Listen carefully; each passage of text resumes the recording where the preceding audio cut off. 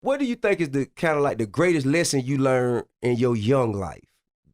Like what the thing that shaped you and kind of changed you and like made you take shit seriously? Like early, I probably would say like, don't smoke weed in the car. Mm. I think that lesson like applied to my life like a What did you learn? motherfucker. How did you learn that lesson? Like when I was young, I used to fuck around. So Mm-hmm. one time I'm just in the car, we in the hot box, smoking, like, but we in apartments though. Got you. So you weren't moving. You Mm-mm. just parked. We just sitting in the Burning. car. All right. Police pull up. I'm a juvenile though. Mm-hmm. Police pull up. We smell weed. We smell weed. Now we got the right to search the car. Mm. It's weed in the car though. Right. They search the car. They find some weed. They find a scale. Mm. Boom.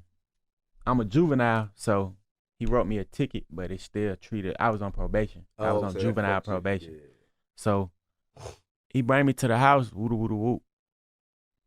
He like, shit. By you having the scale, I could really charge you with It ain't trafficking. What's the other word they used to use? Possession with intent. Yeah, possession with intent. Yeah. He was like, that could goddamn. You had to go back to a Juvenile. yeah, a juvenile like a YDA. Okay. YDC. Gotcha. He don't do that. He write the ticket. He tell my mama like woo woo woo woo. I just feel like from that day forward, it just made me think like, damn, whatever you doing in life, bro. A lot of people just be like so really stupid when they do the shit. That it's like it's really a way that you could do shit and not be stupid. Yeah, exactly. Yeah. So I feel like that was like a young thing that I went through that just shaped me like, bro, whatever you doing, think like a 50 steps ahead. Cause it's really certain things you could do to keep yourself out of certain shit type That's shit. real. Then I probably would say like me getting shot made me value life more. Yeah. Cause I feel like a lot of young black men, like when we coming up, like we really don't understand the value of our life cause we ain't got shit. So it's like you'll be quick to do some shit cause you feel like shit, you ain't got nothing to lose type shit. But I feel like I had my child and I got shot the same year I had my first child. Damn. So I feel like that was one of them experiences like that just was like, bro, this shit real. Tell me how you got shot, or like if you, as much as you could share. Basically, like I'm with my best friend, him. Well, this one. I'm with him, Johnny. What's his name? Johnny B. Okay. We in the car. Y'all around the same age? He 3 years older than me. Okay. So his birthday, September 29th, 89. I'm October 22nd, 1992. Okay. This is on October 22nd, 2013. When this happened. This is my birthday when this shit happened. Okay. We in the car. It's my birthday. He tell me we going to pick up some women. We in the car. Somebody open the back door and draw down. Boom. He draw down. He start shooting. So he draw down and say shit. He just started lambing. Yeah. He ain't say nothing. He just started going off. Boom. A whole bunch of shots go off. I end up shot. He end up dead. And another one of them end up getting shot too. Boom. He collapsed. The other nigga get out the car. He run. He collapsed down the street.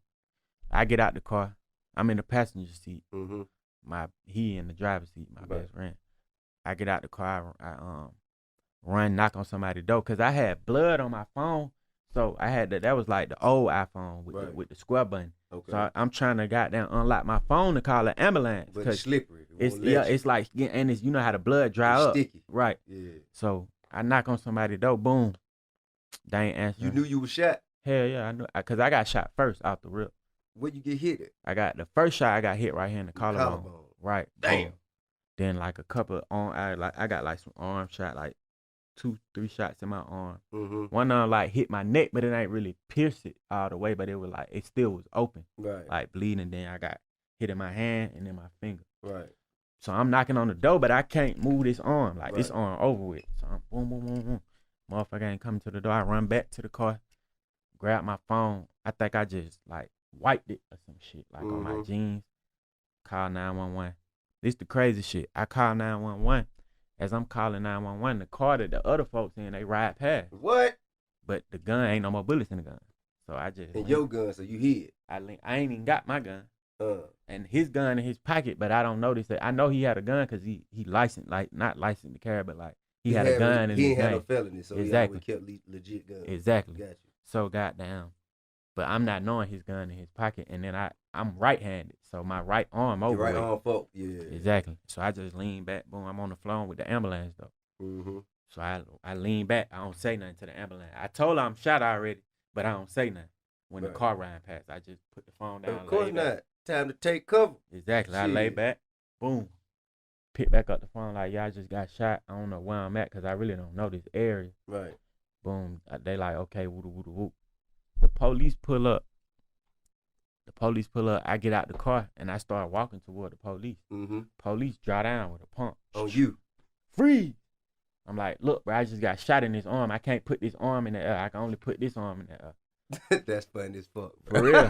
I'm like, man. You told them that for real? Yo, my mama. And what'd he say? I'm like, I'm hit. I can only put one arm up, sir.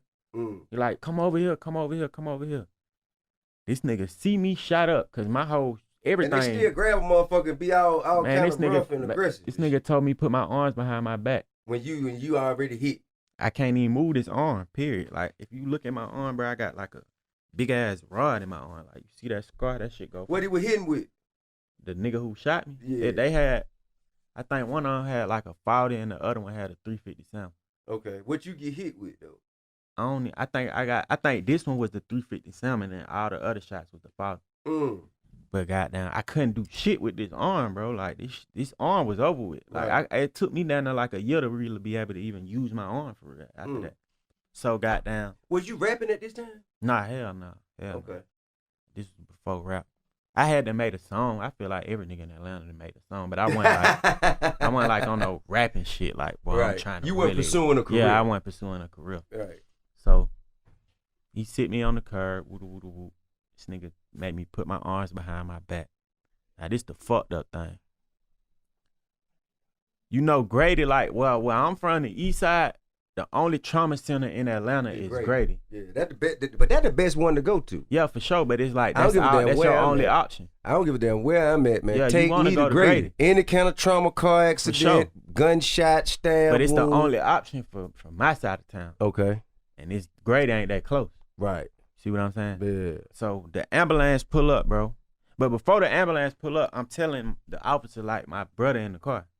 He come back, he don't say shit to me, but I hear him radio like a code, and I knew when he didn't open the door, he was dead. Because if he was alive, he would have opened the door and tried to get him out. So I know he dead at this time. The ambulance pull up, bro. The lady say it's a lady nurse and a man, the man who's driving. They put me on the stretcher, cut my clothes off, put me on the stretcher, boom. She say, goddamn, let's pull up and let's take him now.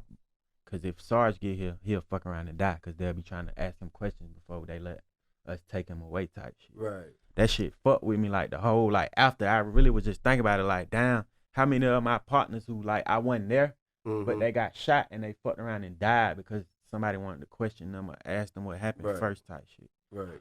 But goddamn, they take me to the hospital, all that shit. One of the ladies, I had like 4,000-5,000 or some shit on me. She got down, put the money, hurry up and grab the money before the folks got there. Gave it to my mama so they wouldn't try and do no extra shit. Whatever. But goddamn, after that shit just changed the nigga. That's when I really started rapping type shit. Like, I'm just gonna try something new.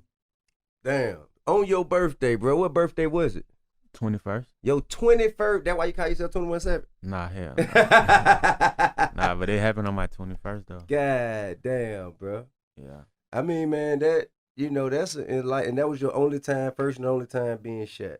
No, I got shot like a long time ago when I was young, but it was like some bullshit. Like it wasn't really like no real shot. Right, like a grave. Yeah, like some bullshit. Like in and out. Man, that should have changed your psyche. That should have changed the way you think, the way you look at the world, the way you perceive life. Yeah, yeah. Yeah, it's also people who say things to get a response or a rise or you know, we live in a social media era, which is a beautiful thing, right? Because we all connected. It's you know, it's a lot of ways that we all are unified through social media, which I think is beautiful. But it's also like you just got to remember that some people on there for different reasons. You know, I was talking about this with Big Boy from Big Boy's Neighborhood, not Big Boy from Outkast. And he was just like, man, we live in an era where people talking about smash or pass, or where people picking apart people's children or shit. Like, just he was like, this shit. He was like, this shit's sickening to me. You know what I'm saying? It's sickening. You know what this But is saying, though? yeah, but at the same, Finish your thought. Finish your thought. I apologize. I have a hard time not interrupting people. I apologize. no, it's fine.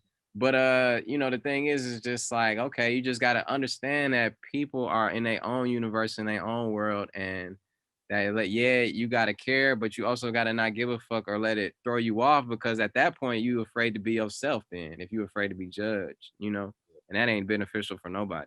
That's American. That's an American thing, by the way. Mm, That's an American thing to, you know, be afraid to ask questions, to always feel like you're supposed to know the right answer, and damn. and you feel judged or you feel marginalized or ostracized if you don't know something you feel everybody else knows. That's an American thing. Wow, break that down to me a little bit. That's deep. I mean, like I learned that like I have a boxing instructor that I was fucking with out in LA, and he's African. He's from Africa, I believe Nigeria. I don't know exactly from where, but he you know what I'm saying, he from Africa. And he was like, yo, when you when you throw it, when you throw a punch and you're not sure if you did it right, ask. Don't feel so, you know, don't feel like you Right. can't ask the question, because there are no stupid questions. You don't know. You know Yeah. what I'm saying? If you don't know, the best thing to do is ask. And Yeah. anytime you feel apprehensive about doing that, like that's a fear that has been indoctrinated in us by the culture of our country. I believe that's so accurate. You know what I mean? As a kid, like just imagine, bro. I've seen motherfuckers just pull up in our neighborhood and as you know what I'm saying, like we were just kicking it. Hey, how you get to the highway from here? Man, where you from? You don't know how to get to the highway from here, man. Goddamn, all you gotta do is, you see what I'm saying? Yeah. And that happening over time from birth, being in an environment that has that kind of judgment, just for a mere question, that's gonna cause you over time after you've grown up and you've become a young adult or whatever. You're gonna be like, man, let me pick and choose who I ask questions to, bro. I ain't just finna be out here asking questions and letting motherfuckers know that I don't know. Like that's Right. just kind of like that's an armor that we put on us, even if it's subconsciously. And that shit is counterproductive. It's disruptive to our personal growth. You know what I mean? Yeah. But it ain't until we reach the stages that you've reached, or that I'm you know still achieving to reach, that I mean, I am too, still achieving, you know, for we real. always are, bro. Everybody, I mean, we Till we die. we look at people, right? So there's three versions of us, and I've said this so many times. There's how we see ourselves, how the world sees us, and how we really are. So us understanding that how we see ourselves versus how the world sees us versus who we really are, that battle, right, Mhm. is constant, and we got to be kind of like conscious and secure and confident enough to know that we're so good at what we know Mm. that we don't have to be ashamed of what we don't know. You dig what Right. I'm saying? But Yeah. that shit come with growth and evolution. You know what I mean? Yeah. And not only growth and evolution, it comes with letting us, like, letting it be known that that's okay. That's okay.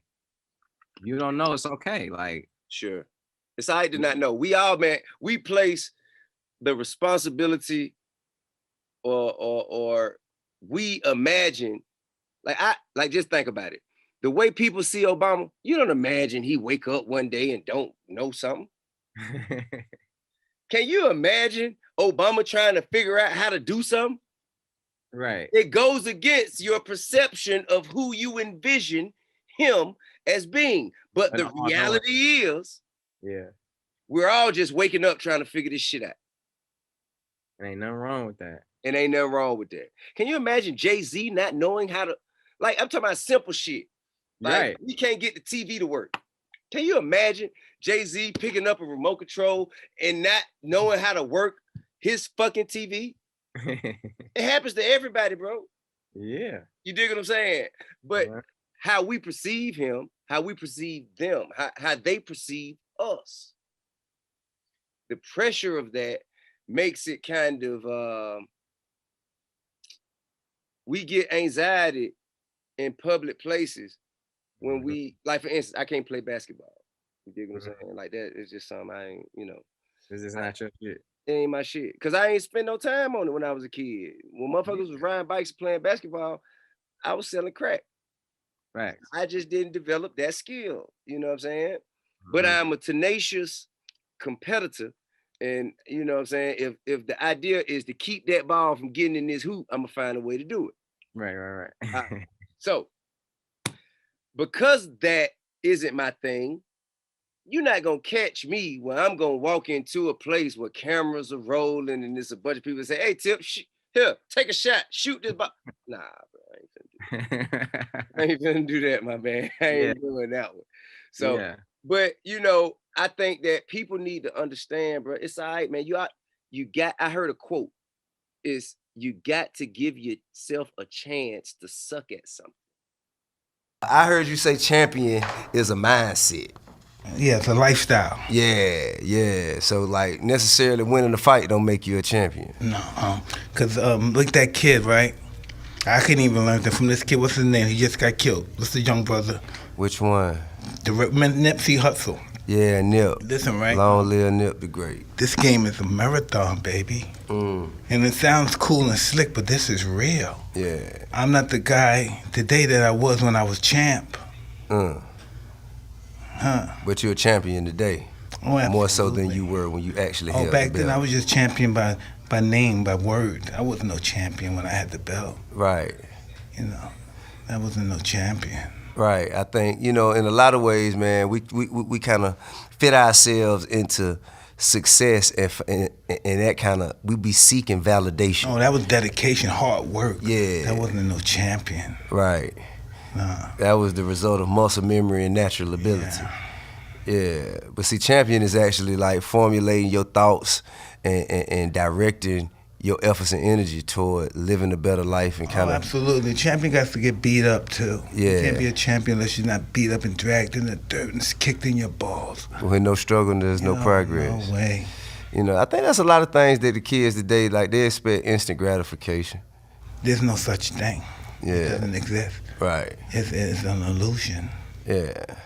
And they got this thing called clout, you know what I'm saying, where people do it for the gram or do it online, but it isn't a true reflection of their real life. So that is the illusion of success. Yeah. You know what I mean? Motherfuckers want the success, the look of success without the sacrifice that comes with success and without the extra hard work that has to go into success. It's just your perception of success. Absolutely. No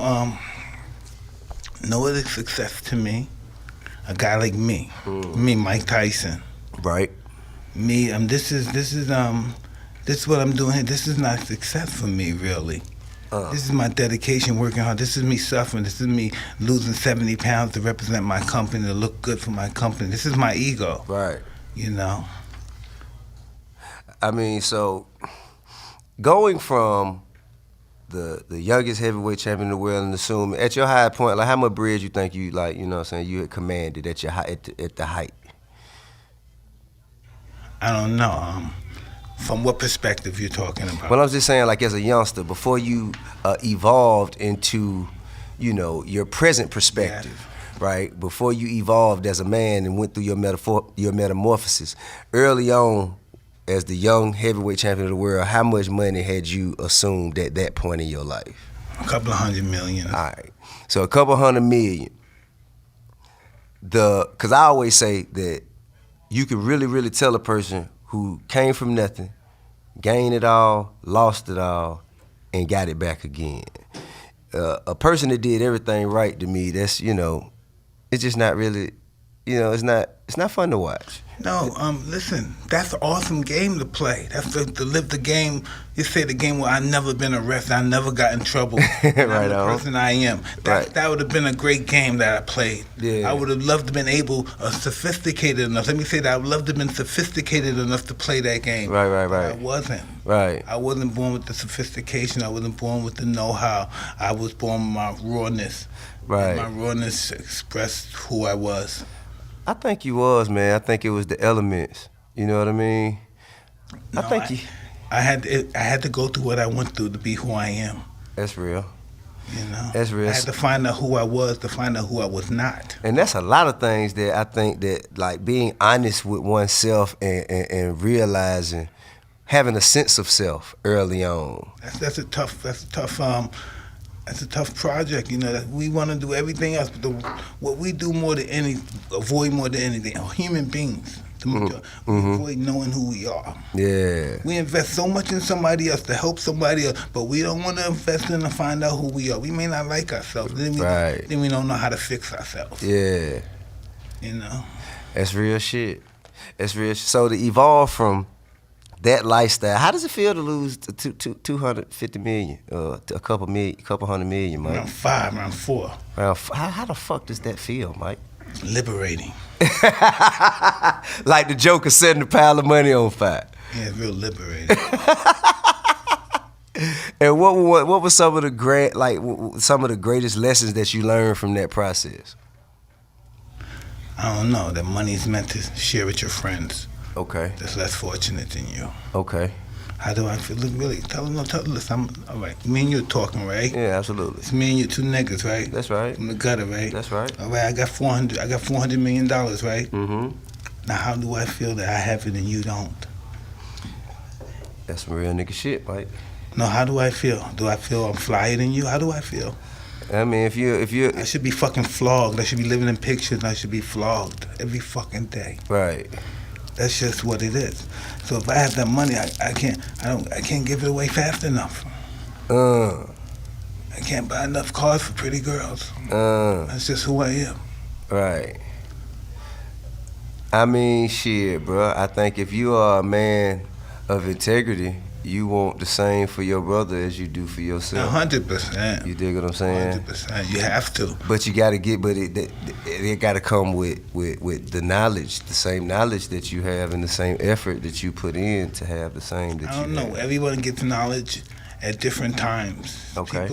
People grasp knowledge at different times. We won't all grasp it at the same moment. That's real. And it's just meant.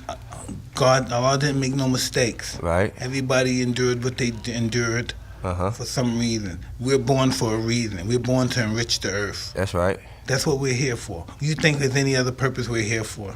Why would God even make you? Really think you just come from your mother and father? You don't think it's bigger than that? Yeah, absolutely. There's a purpose. Oh, That's a bigger picture. You know, God's watching us, or the universe is watching us. Yeah. And we got to conduct ourselves like we know that.